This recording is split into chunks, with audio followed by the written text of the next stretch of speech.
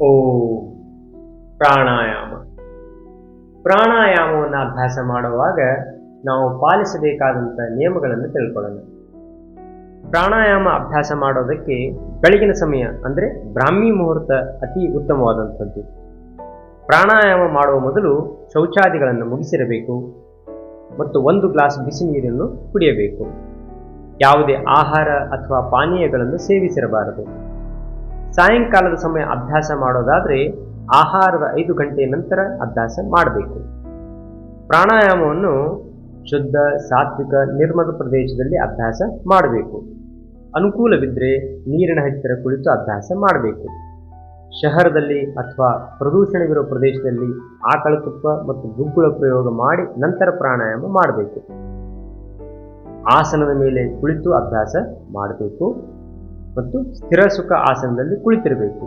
ಕಣ್ಣು ಮುಚ್ಚಿರಬೇಕು, ಬೆನ್ನು ನೇರವಾಗಿರಬೇಕು, ಕೈಗಳು ಮುದ್ರಾಸ್ಥಿತಿಯಲ್ಲಿ ಇರಬೇಕು ಮತ್ತು ಮೂಗಿನಿಂದ ಉಸಿರಾಟ ಮಾಡಬೇಕು, ಬಾಯಿಯಿಂದ ಉಸಿರಾಟ ಮಾಡಬಾರದು. ಪ್ರಾಣಾಯಾಮ ಮಾಡುವಾಗ ಆಯಾಸವಾದರೆ ಮಧ್ಯದಲ್ಲಿ ಸೂಕ್ಷ್ಮ ವ್ಯಾಯಾಮಗಳನ್ನು ಮಾಡಬಹುದು ಅಥವಾ ವಿಶ್ರಾಂತಿ ಪಡೆಯಬಹುದು. ಪ್ರಾಣಾಯಾಮದಲ್ಲಿ ಒತ್ತಾಯಪೂರ್ವಕವಾಗಿ ಶ್ವಾಸವನ್ನು ತಡೆ ಹಿಡಿಬಾರದು. ಪೂರಕ, ಅಂತಃಕುಂಭಕ, ರೇಚಕ, ಬಾಹ್ಯ ಕುಂಭಕ ಇವುಗಳನ್ನು ಅಭ್ಯಾಸ ಮಾಡಬೇಕು. ಅಷ್ಟೇ ಅಲ್ಲದೆ ಶ್ವಾಸದ ಮೇಲೆ ನಿಯಂತ್ರಣ ಸಾಧಿಸುವುದು ಮತ್ತು ಮನಸ್ಸಿನ ಮೇಲೆ ಏಕಾಗ್ರತೆ ಸಾಧಿಸುವುದು ತುಂಬ ಮುಖ್ಯವಾದದ್ದು. ಪ್ರಾಣಾಯಾಮ ಮಾಡುವಾಗ ಶರೀರವನ್ನು ಬಿಗಿಯಾಗಿ ಹಿಡಿಯಬಾರದು.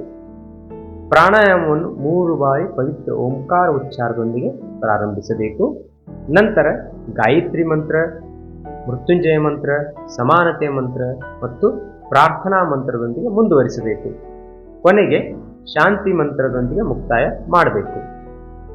ಪ್ರಾಣಾಯಾಮದ ಅಭ್ಯಾಸವನ್ನು ನಿಧಾನವಾಗಿ ಧೈರ್ಯದಿಂದ ಗುರುವಿನ ಮಾರ್ಗದರ್ಶನದಲ್ಲಿ ಕಲಿಯಬೇಕು.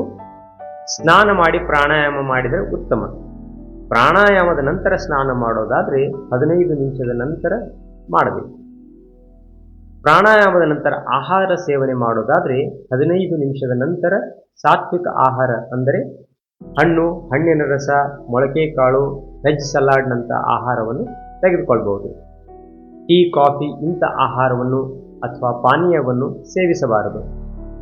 ಪೂರ್ತಿ ದಿನ ಆದಷ್ಟು ಶಾಕಾಹಾರ, ಅದರಲ್ಲೂ ಸೌಮ್ಯ ಸಾತ್ವಿಕ ಆಹಾರವನ್ನು ತೆಗೆದುಕೊಳ್ಬೇಕು. ಮಹಿಳೆಯರು ಪಿರಿಯಡ್ಸ್ ಆಗುವಾಗ ಅಥವಾ ಗರ್ಭಿಣಿಯರು ಹೊಟ್ಟೆಗೆ ಒತ್ತಡ ಬೀಳುವ ಹಾಗೆ ಯಾವುದೇ ಪ್ರಾಣಾಯಾಮ ಅಥವಾ ಆಸನಗಳನ್ನು ಮಾಡಬಾರದು. BP, ಸ್ಟ್ರೋಕ್ ಮತ್ತು ಹೃದಯ ರೋಗದ ವ್ಯಕ್ತಿಗಳು ನಿಧಾನಗತಿಯಲ್ಲಿ ಅಭ್ಯಾಸ ಮಾಡಬೇಕು ಹಾಗೂ ಕಾಲು ಮೇಲೆ ಮಾಡಿ ಮಾಡುವಂಥ ಆಸನಗಳನ್ನು ಬಹಳ ಹೊತ್ತು ಮಾಡಬಾರದು. ಯಾವುದೇ ಆಪರೇಷನ್ ಆದ 6 ತಿಂಗಳವರೆಗೆ ಕಪಾಲಭಾತಿ ಪ್ರಾಣಾಯಾಮ ಮಾಡಬಾರದು. ಹಾರ್ಟ್ ಆಪರೇಷನ್ ಆಗಿ 1 ವಾರದ ನಂತರ ಅನುಲೋಮ ವಿಲೋಮ, ಭ್ರಾಮರಿ, ಉದ್ದೀತ, ಸೂಕ್ಷ್ಮ ವ್ಯಾಯಾಮಗಳನ್ನು ಮಾಡಬಹುದು. ಬೆನ್ನು ನೋವು ಇರುವವರು ಪ್ರಾರಂಭದಲ್ಲಿ ವಜ್ರಾಸನ ಸ್ಥಿತಿಯಲ್ಲಿ ಕುಳಿತುಕೊಂಡು ಪ್ರಾಣಾಯಾಮ ಪ್ರಾರಂಭ ಮಾಡಬೇಕು. ಬೆನ್ನು ನೋವು ಇರುವವರು ಮುಂದೆ ಬಾಗಬಾರದು. ಹರ್ನಿಯಾ ಇದ್ದವರು ಹಿಂದೆ ಬಾಗಬಾರದು. ಸಕ್ಕರೆ ಕಾಯಿಲೆ ಇರುವವರು ಅತಿಯಾದ ಆಯಾಸ ಆಗುವ ಹಾಗೆ ಪ್ರಾಣಾಯಾಮ ಮಾಡಬಾರದು.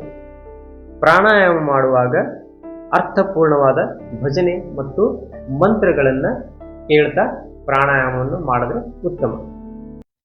ಈ ರೀತಿ ಪ್ರಾಣಾಯಾಮ ಮಾಡುವಾಗ ಈ ಎಲ್ಲ ನಿಯಮಗಳನ್ನು ನಾವು ಸರಿಯಾಗಿ ಪಾಲಿಸಿದ್ದೇ ಆದಲ್ಲಿ, ಪ್ರತಿನಿತ್ಯ ಪ್ರಾಣಾಯಾಮ ಮಾಡಿದ್ದೇ ಆದಲ್ಲಿ ನಾವು 100 ವರ್ಷ ಸಂಪೂರ್ಣವಾಗಿ ಆರೋಗ್ಯಪೂರ್ಣ ಜೀವನವನ್ನು ಖಂಡಿತವಾಗಿ ಸಾಗಿಸಬಹುದು. Thanks for watching your health channel.